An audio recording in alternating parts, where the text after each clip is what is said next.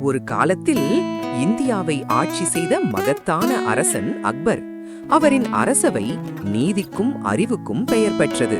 ஒரு நாள் அக்பர் தன் அரசவையில் அமைதியாக அமர்ந்திருந்தார். இந்த நேரத்தில் ஒரு சேவகன் அரசனுக்காக வெற்றிலை மடித்து வழங்கிக் கொண்டிருந்தான். அவன் கவனமாக வெற்றிலை மடித்தாலும் அவனுக்கு தெரியாமல் ஒரு சிறிய தவறு நடந்துவிட்டது.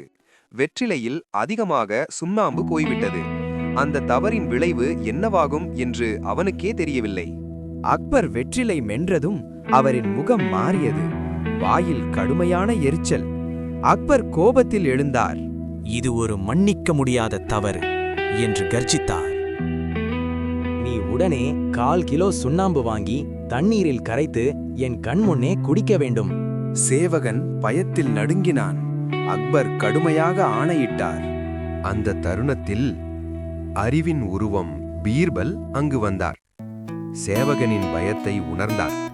அவன் அருகே சென்று மெதுவாக சொன்னார், பயப்படாதே, சுண்ணாம்பு குடித்த பின் அதே அளவு நெய் குடி, அது உன்னை காப்பாற்றும்.